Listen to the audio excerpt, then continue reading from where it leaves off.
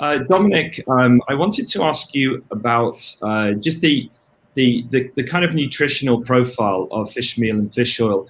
And I'm familiar with the Retire Aqua story as well, where you are doing independent studies on feed ingredients. And I'd just like to get your view on the importance of these ingredients and how realistically they can be replaced. Yeah. I mean, it's an issue of nutrition. So the animal requires nutrients. There's a variety of nutrients that are contained or supplied by all the ingredients. And fish meal is an excellent source of a number of key nutrients, fish meal and fish oil. We're talking long-chain omega-3 fatty acids, EPA, DHA, especially DHA, which are only found in very few feed resources. There's some new that are coming online. Fish meal will be a source of cholesterol. It will be a source of organic minerals or micro minerals that are really quite important. We can replace those, but we do have to seek them in different forms, and often they're quite expensive in their form. There's also aspects of fish meal that we don't understand. A small amount of fish meal, a small amount of fish oil sometimes has beneficial effect above and beyond what we understand about the nutrition. I've seen this in a number of trials. We cover all the base, and it seems to be so. So really, fish meal and especially is like I mentioned, it's quite difficult to replace without high-end alternatives to it. So you're replacing one problem with another problem, right? Or in terms of cost, at least in terms of production costs and issues of supply. I'll just do one more for Dominic. In terms of how low inclusion rates can go, where do you see the different feed? I think you said in species such as carp, it goes down to maybe about 4%, salmon maybe about 10%. Do you think that these farmers can stretch the marine ingredients inclusion any lower than now? Oh, definitely. So, I mean, the industry has been stretching a fixed supply of fish meal, basically, while the industry has expanded tremendously.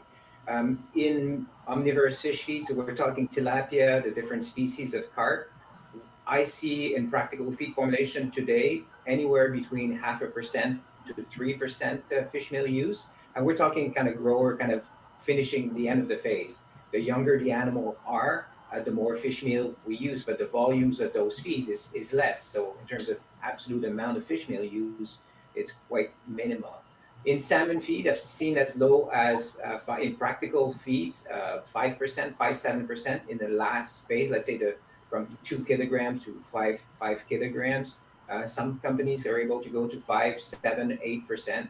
I would say probably, if you do an average, probably around 10%, 12% in that water, which is a lot less than what was used. And when I got started in the early 1990s, it was a typical Norwegian salmon feed was 70% fish meal, 20% fish oil, and 10% wheat, or 20% wheat and 10% fish oil. So the industry has changed tremendously and have been using resource. So when I talk about replacement, I'm talking about complete replacement is difficult.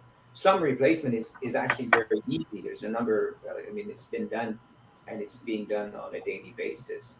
So depending on the species, depending on the size of the species, level of fish meal, like will revolve, like say between 1 to 15%, depending on the species diet, which is considerably less than when we got started just a few decades ago. And as new, like I mentioned, feed additives are coming on the market, whether it's the algae oil, whether it's the insect, whether it's the fermentation product, the bacteria, different things, that will actually, or krill or other kind of high-end marine ingredients, hydrolysates and the like, we will be able to remove more and more of the fish meal in a diet. But at some point in time, it becomes just an economical issue. Do I go for an additive that costs $7 a kilogram to replace something that costs me $2 a kilogram, right? $2.50 a kilogram. So it becomes an economical decision. So or a value decision. We decide to replace fish meal because of the whatever societal concerns and all this. But then in the end, you have to compensate with a price increase of your product.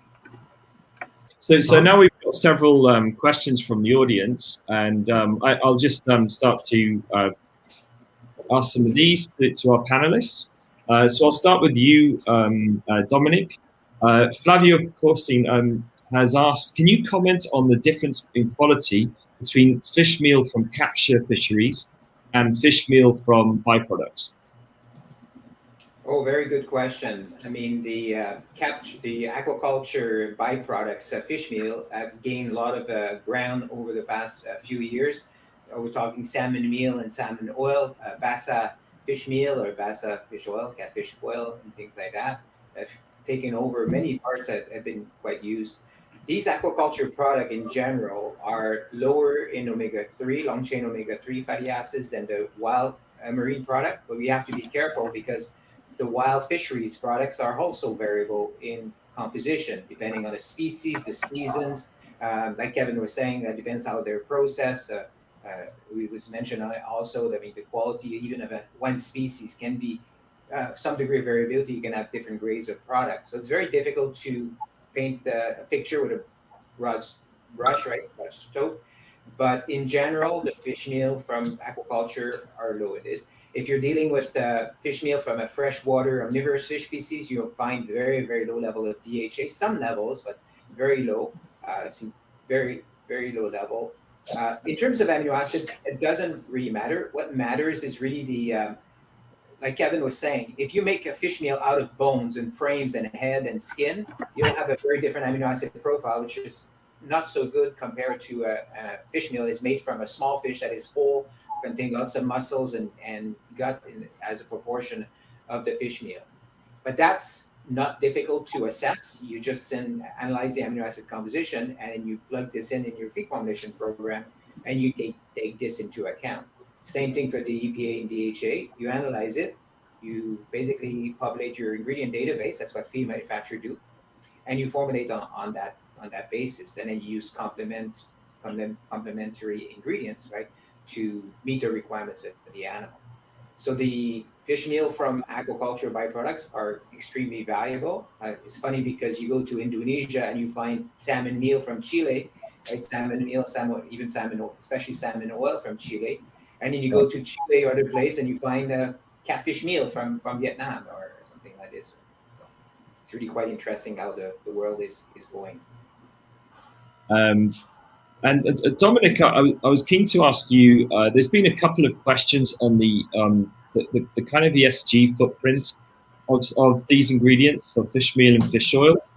Is this something that you have a view on? If you've measured, for example, there's one question here that, for example, if you grow 1 pound of salmon in Maine, and I think this person's talking about a land-based aquaculture farm that takes 3 pounds of fish meal from Ghana. Is that, how does that look from a carbon footprint standpoint? Well, these computations are increasingly popular, and they're an important part of marketing of some products, some food product, and notably seafood is one of those products that are putting claims to it. Consumers are requesting this kind of information, or some consumers or some distributors are requesting that kind of information. They're extremely complex calculations, right? Because you have to consider where the ingredient came from, like the person, if you're getting fish meal from Mauritania to produce fish in halfway around the world, well, you have to consider this in your equations. And a lot of the computations are done using rule of thumbs and not really true measurements of this. So you need to go from the ingredients to the feed manufacturing, how it was transported, whether the feed was made locally, because there's a limited number of feed manufacturers in North America for fish feed. So sometimes you have to ship the feed across the continent also. I know in Canada, we get feed from the West Coast and East Coast of Canada to produce rainbow trout in the center of Canada, which is thousands of kilometers shipping. You have to take this into account. And then your product, where it ends up, how it's being distributed.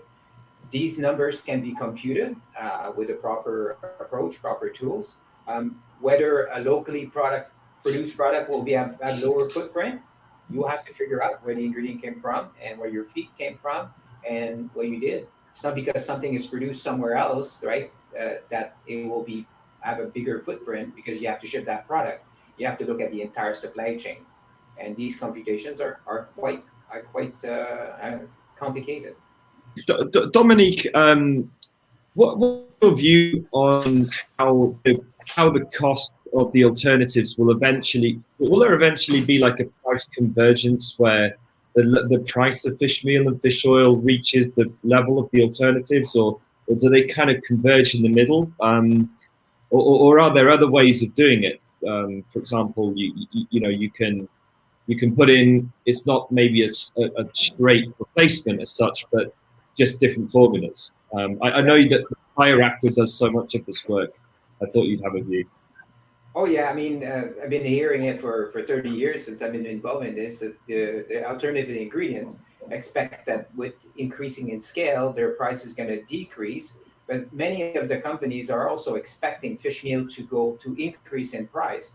And while the price of fish meal has increased very significantly since I got started, we started about $550 a ton. Now it's right $1,800, $2,000, depends on the quality of the fish meal, but they're expecting the fish meal to go to 3,000 and 4,000 in order to be competitive. So I think there's a little bit of basically expectations that price will go through the roof and they're going to be competitive at that point in time.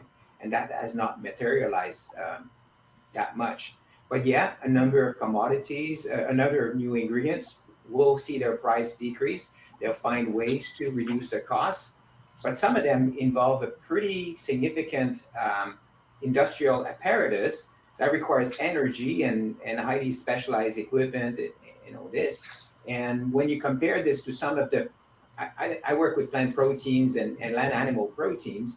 I mean, they don't require that big of an apparatus, right? You require a field and a harvester, some fertilizers and stuff, where, right, if you have to grow everything in stainless steel vessels, well, you have a finished level of production. You need a pretty big investment in order to make this economically viable. So I think a number of the alternatives will become competitive. They'll produce enough volumes, they'll manage it. But I would think 9 out of 10 of the new venture will basically not be competitive. They may, some of them, find use as functional ingredients, like we have for many fermentation products, yeast and the like. They're used at 2, 3, 5 kilo per ton as functional feed additives. They're expensive. They contribute like maybe $15, $20 to the cost of feed, but they're used at very low level. And that's going to be the avenue for this, but the volumes are going to be very, very low. And you're not going to get very much adoption in the broad market, like Kevin was saying. Some fish feed formulations are very simple. In China, India, Bangladesh, even Indonesia, and Vietnam, they're actually very simple. And the high-end ingredients are not affordable because the feed is, there's a market price for the feed, and you have to produce a feed under that market price. So you can imagine, oh, I'm going to produce the best feed and I'm going to add all this. The market is not going to be able to afford it, or at least you're not going to be competitive in the market, and you're not going to make a footprint.